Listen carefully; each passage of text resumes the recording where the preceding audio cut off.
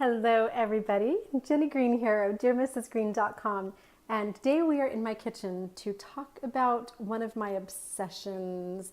Anybody who's been to any of my health classes or who's had any nutritional or health coaching with me knows how probiotics saved my life and what a total nut I am about probiotics. So I want to talk really quickly in a little couple minute video today about the important role of probiotics, what they are, why we need them, and how to get them.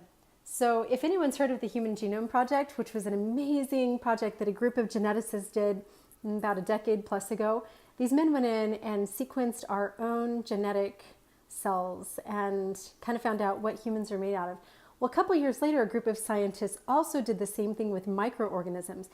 They nicknamed it the Human Microbiome Project. And basically, in a nutshell, they went into the human body and they found out how many different microorganisms there are that live within us that are not even human, which is kind of mind-boggling. But what they discovered as they sequenced all these different little critters that live within us is that we are made up of more non-human cells, little living organisms deep within us, than we are of human cells. Think about that.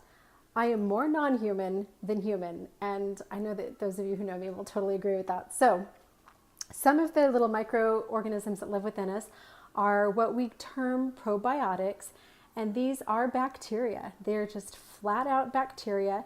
They live within us. They have lived in the human intestinal tract for thousands upon thousands of years, and they play a really crucial role. How did we get them? As humanity was developing, we actually acquired these little bacteria and microorganisms from the soil, from some of the fermented foods that we ate. As we pick plants, they're little acidophilus and bifidus stuck to the plants, and then as we eat them, they come into our intestinal tract. And we learned early on through evolution that those microorganisms were actually good for us. Some of these beneficial bacteria, friendly bacteria, not only did they not harm us, they didn't kill us like things like strep and salmonella would, but they actually played a crucial role in our bodies. Probiotics actually perform tasks within the human body that we cannot perform without them. One of these is protecting us from disease. So during cold and flu season, when you get a lot of illnesses, you may question, maybe I don't have enough probiotics, because as the germs come in through our system, our probiotic lining is actually supposed to protect us from the flu. It's not just supposed to be our immune system. Probiotics are a first line of defense. So they protect our bodies from colds and flu and invading pathogens. They are very aggressive. There are some microorganisms in the probiotic family, like bifidus, that are like predatorial bacteria. And when a foreign invader comes in, for instance, salmonella, then these predatory probiotic microorganisms will go to work fighting for you, and they'll actually eat those bacteria. So when we have this good probiotic lining within our belly, then we are not as likely to get sick because these bacteria fight off bad, deadly pathogens. That's one thing that probiotics do in our body. Another thing that they do is they actually help to produce some of our B vitamins. We as humans don't produce all of our B vitamins. The probiotics within our body, through their digestive process, they kind of spit out B vitamins as an end result, and that creates energy, that creates good cellular protection. So probiotics help to create some of our B vitamins. Another thing that the probiotics do is they help us in digesting our food. There are some things within food that are not easily broken down, even with our natural enzymes and digestive juices and gastric acid, that we have to have broken down by probiotics. So all of these little friendly bacteria, they live in an area of your stomach that's called the mucosal lining. And it's kind of like a little snot coating from the bottom of your stomach all the way down through your intestinal tract. We have probiotics on the surface of our skin. There are probiotics in your mouth. These little bacteria live everywhere, within your ears, everywhere, to protect us from pathogens and kind of fight as our little defense organisms.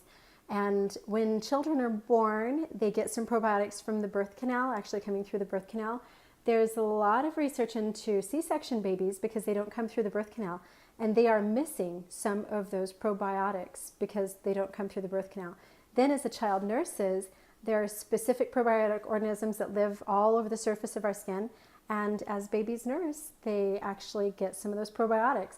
Probiotics, like any bacteria, will multiply. Like they spread like wildfire, so they will Once you get that little dose, once the baby starts to nurse and gets a few into their intestinal tract, then they will multiply and develop.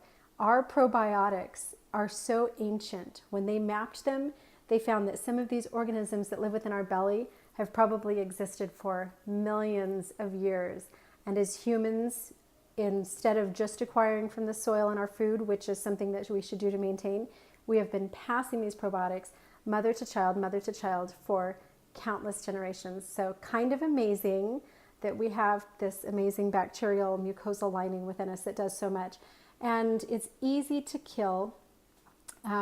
If anyone's been on my website, dearmrsgreen.com, and read my survival story, I almost died because my probiotic lining had been destroyed after being diagnosed with some infectious diseases where I was on antifungals and antibiotics for a prolonged amount of time and then having surgery.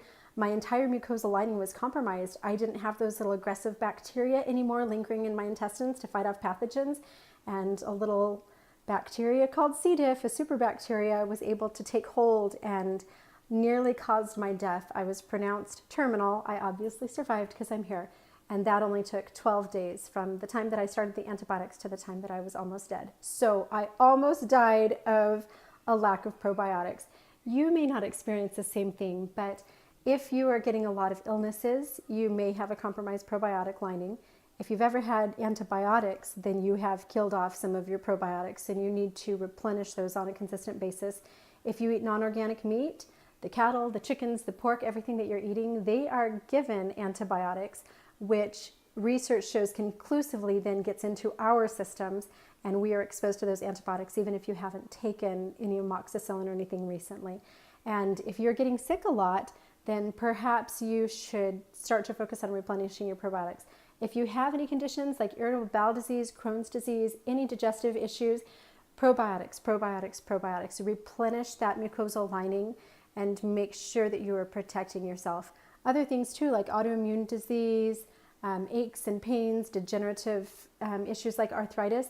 I've had people have really good results by upping their probiotics so that the digestion works and so that they're getting those proper B vitamins. So probiotics are important, and we should be taking them in supplement form and through our food on a consistent basis. Ancient cultures ate fermented food to replenish their probiotic populations on a daily basis.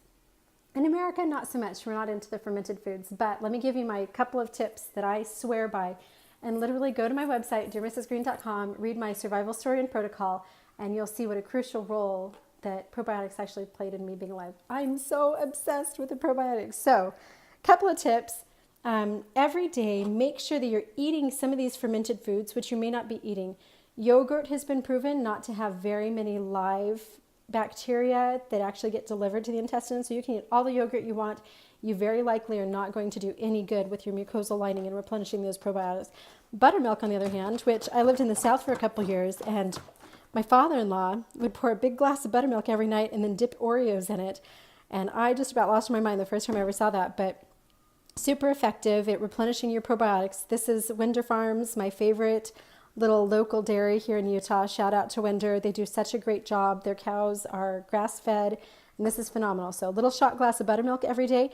And the buttermilk's also great for replacing the probiotics on your surface of your skin. So I will splurge sometimes and dump a whole jug in the bathtub and also put it all over my face for a face mask, mix it in with some other ingredients to kind of replace those probiotics. Another great probiotic food that you should eat almost every day is kefir. And kefir saved my life, literally. Like, this was one of my magic bullets. Super inexpensive. You get it for like $3 in the dairy section. Even Walmart has kefir. Just a little shot glass. My kids get like half of this glass full of kefir every day. Kefir is its own specific strain. It differs from acidophilus and bifidus, and it's fabulous. So, and then sauerkraut. Sauerkraut is one of the other foods that's really, really rich in probiotics. Every morning I start my day with just a little glass full of some of the sauerkraut and some of the juice. And the cabbage in sauerkraut is genius. Germans have been eating this for thousands of years. It's one of their ancestral nutrition bases of their diet, because the cabbage is this little raft that the probiotics can grab onto to help to actually populate the colon, so they don't just get washed out by the rest of the food. So cabbage is both a prebiotic and a probiotic. When I'm done eating it, I down the shot glass full of it and drink some of the sauerkraut juice every single day. My kids think I'm gross, but this brand I particularly like, and make sure that you're getting a raw fermented sauerkraut and not just the stuff that you buy in little jars that isn't fermented at all. That tastes good on your hot dogs, but it doesn't do any good. And lastly, after you're making sure that you have some good probiotic rich foods, make sure that you are taking on a consistent basis, whoever you are, whether you've been sick or not, a good probiotic supplement, just simply because we don't get enough probiotics in our American diet. So I love this doTERRA PB Assist. It has both the probiotic and the prebiotic in it. So it has the glue, the little raft that's going to make this stick to your intestines and not just get washed out. And doTERRA's new PB Assist, I am completely obsessed with this product. I find that a lot of people, it's upside down, a lot of people have a hard time getting their kids to swallow pills. They just simply can't. This is a 50 billion strain probiotic. It is microencapsulated. It comes out looking like a little powder. It's like a pixie stick, totally sugar-free, tastes amazing. What's our flavor here? Strawberry melon flavored. Like the first time I gave one to my 6-year-old, I couldn't make him stop eating them. He kept asking for more, and I had to point out it's not candy. This is a supplement. So 50 billion strain, looks like powder, and each little grain of these probiotic crystals is microencapsulated so that it won't burst in your stomach, so that you have live delivery all the way to your intestines where the probiotics are supposed to live.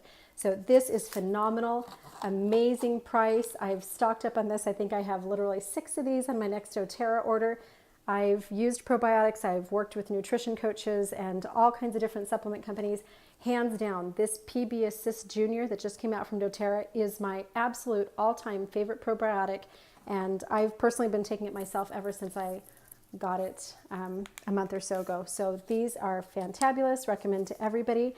If you have any questions, go to my Facebook page, Dear Mrs. Green, or my website, dearmrsgreen.com, or comment below. I'm always open to answer questions.